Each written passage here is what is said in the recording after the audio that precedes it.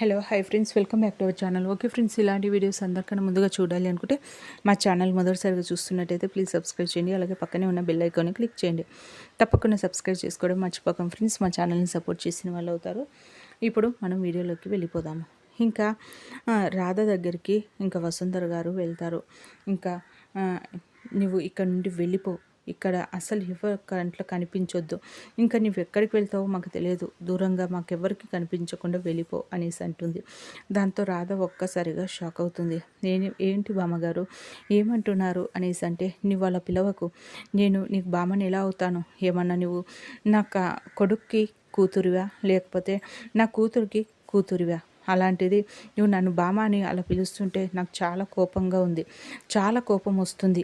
అసలు నువ్వు ఇక్కడ ఉండడానికి వీల్లేదు. అసలు ఎవరికి అంట పడకుండా నా మా ఇంట్లో ఉండకుండా ఇక్కడ నుండి వెళ్ళిపో. ఎక్కడి నుండి వచ్చావో తెలియదు, కానీ మెడలో ఒక పసుపు తాడు వేసుకున్నానని, ఇంకా నుదుటిన కొంచెం కుంకుమ పెట్టుకున్నాననేసి ఇంకా ఈ ఇంట్లో ఉంటున్నావు. ఇంకా నా విక్కీకి భార్యగా ఇక్కడ ఉంటూ అందరినీ బాధ పెడుతూ ఉన్నావు. ఇంకా ఈరోజు చూసావు కదా నా కొడుకుని ఎలాంటి పరిస్థితికి తీసుకువచ్చావో. ఇప్పటికే ఒక కొడుకుని పోగొట్టుకొని ఎంతలాగో బాధపడుతూ ఉన్నాను. అలాంటిది ఇప్పుడు ఈ కొడుకుని కూడా పోగొట్టుకొని నేను నా బాధకి కారణం కాకూడదు. అందుకనేసే నువ్వు ఇక్కడ ఉండకుండా ఎవ్వరికీ కనిపించనంత దూరంగా వెళ్ళిపో.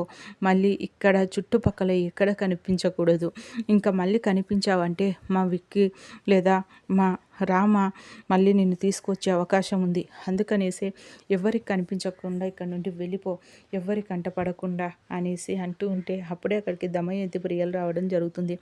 ఏంటి మమ్మీ, నానమ్మ ఏంటి ఇంకా రాధని వెళ్ళిపోమని చెప్తుంది అనేసి అంటే, అదే బేబీ నాకు అర్థం కావడం లేదు. ఇంకా మీ పెద్దనాన్నకు అలా జరిగింది కదా, అదంతటి కారణం రాధే అని ఇంకా మీ నానమ్మ బాధపడుతున్నట్టుగా ఉంది. అందుకనేసి ఇంకా తను చాటుగా వచ్చి ఇలా చెప్తూ ఉంది. ఈ విషయం ఎవరితో చెప్పకూడదు, మనం కూడా విన్నామన్న సంగతి మీ నాన్నమ్మకు తెలియకుండా ఉండాలి. ఆగు, ఇక్కడ నించొని విందాము ఆ రాధ ఏం అంటుంది, ఇంకా మీ నాన్నమ్మ కూడా ఏం చెప్పబోతుందో అనేసి ఇంకా చాటుగా నించొని వింటూ ఉంటారు. ఇంకా వసుంధర గారు ఇంకా ఎవరితో చెప్పకుండా, ఎవరికి తెలియకుండా, ఇంకా ఎటు వెళ్ళావో కూడా తెలియకూడదు, అలా ఇంట్లో ఉండకుండా వెళ్ళిపో.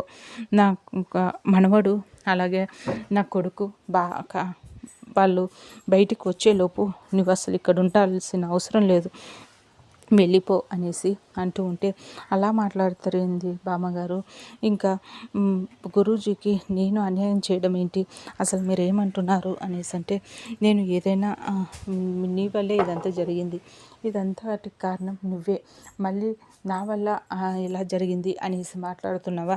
దీని అంతటి కారణమై కూడా మళ్ళీ ఎంత ధైర్యంగా ఇక్కడ తిరుగుతూ ఉన్నావు, ఈ ఇంట్లో ఉంటున్నావు, అసలు నువ్వు ఇక్కడ ఉండడానికి వీలు లేదని చెప్తున్నాను కదా, అసలు ఎక్కడి నుండి వచ్చావో తెలియని నువ్వు మా ఇంట్లో ఉంటూ ఇంకా పోనీలే అని పాపమని వదిలేస్తూ ఉంటే, ఇంకా రోజు రోజుకి ఇంకా మా మా వాళ్ళకి ఆపద చేయాలని చూస్తూ ఉన్నావు అనేసి ఇంకా వసుంధర అంటుంది. ఇంకా దమయంతి కూడా చెప్తూనే ఉంది ఇంకా తనని ఇంట్లో నుండి పంపించేయాలని. కానీ నీ వల్ల చూసావు కదా ఇంట్లో ఎన్ని గొడవలు జరుగుతూ ఉన్నాయో, దమయంతికి కూడా ఎదురు మాట్లాడే స్థితి తీసుకువచ్చావు. ఇంకా దమయంతి కూడా ఎంతగానో బాధపడుతూ ఉంది. ఇంకా నీకు సపోర్ట్ చేస్తూ ఉంటే నా కొడుకు, అందుకనేసే ఈ ఇంట్లో గొడవల కారణమైన నువ్వు అస్సలు ఉండాల్సిన అవసరం లేదు.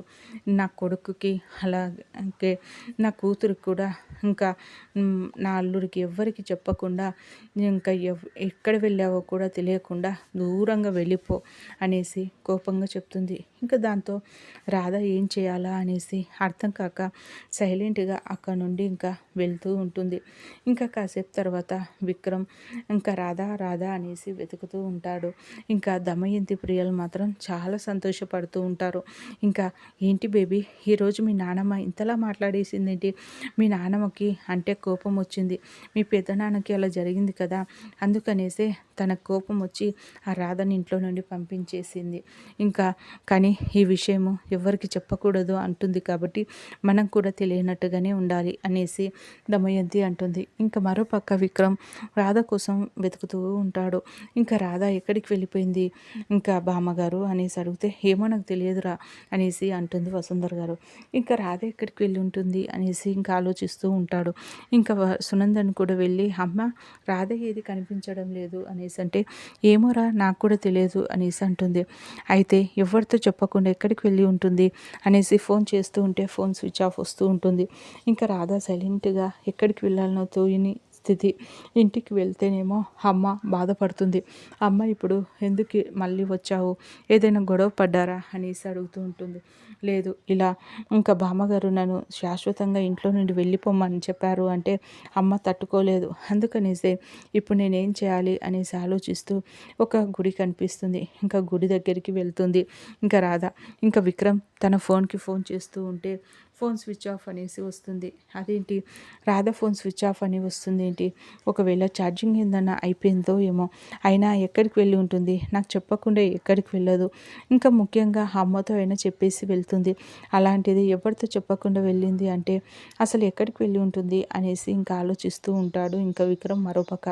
ఇంకా రాధ గుడికి వెళ్ళి ఇంకా పంతులు గారు చెప్పమ్మా అర్చన చేయమంటారా అనేసి అంటే చెయ్యండి పంతులు గారు అనేసి, ఎవరి పేరు మీద చేయాలి అనేసి అంటే ఇంకా రామచంద్రయ్య పేరు మీద చేపిస్తూ ఉంటుంది. ఇంకా తను త్వరగా కోలుకోవాలనేసి, తను త్వరగా ఇంటికి రావాలని ఇంకా తన పేరు మీద అర్చన చేపిస్తూ ఉంటుంది ఇంకా రాధ. ఇంకా ఏం చేయాలనో అర్థం కాక ఇంకా పూజ అయిపోయాక ఇంకా అక్కడే కూర్చొని ఆలోచిస్తూ ఉంటుంది. ఎందుకని బామ్మగారు ఈరోజు ఇంత కోపంగా మాట్లాడారు అంటే ఇదంతటి కారణం నేను గురూజీకి నేనే కారణమని ఇంకా తనకి బాధగా అనిపించిందేమో. నిజమే, తన మాటల్లో కూడా నిజమే ఉంది. ఎందుకంటే ఆల్రెడీ ఒక కొడుకుని పోగొట్టుకుంది.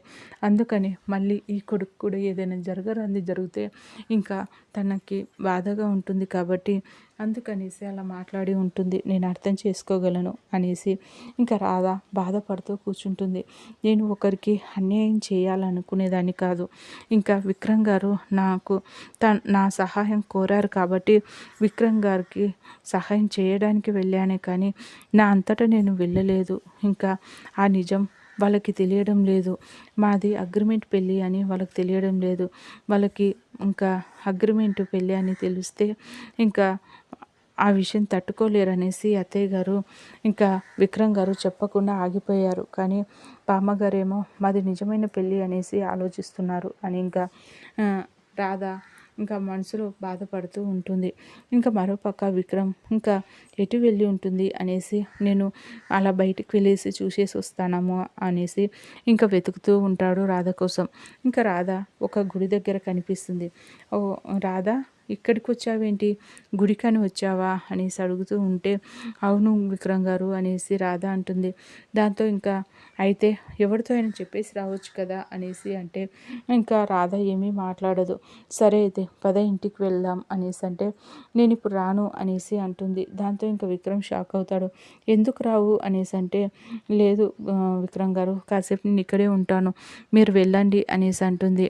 ఇంకా సరే అనేసి ఇంకా విక్రమ్ ఇంటికి వెళ్ళిపోతాడు. ఇంకా రాధ ఇప్పుడు ఏం చేయాలి, మళ్ళీ ఇంటికి వెళ్ళాలా లేకపోతే బామ్మగారు తిట్టారు, ఇప్పుడు వెళ్తే బామ్మగారు మళ్ళీ కోపడతారు, ఇప్పుడు నేను ఎక్కడికి వెళ్ళాలి అసలు నాకేమీ అర్థం కావడం లేదు అనేసి ఆలోచనలో పడిపోతుంది. ఓకే ఫ్రెండ్స్, మా వీడియో కనుక మీకు నచ్చినట్టయితే ప్లీజ్ సబ్స్క్రైబ్ చేయండి. అలాగే పక్కనే ఉన్న బెల్ ఐకాన్ని క్లిక్ చేయండి. ఇలాంటి వీడియోస్ అందరికన్నా ముందుగా చూడగలుగుతారు. Thank you.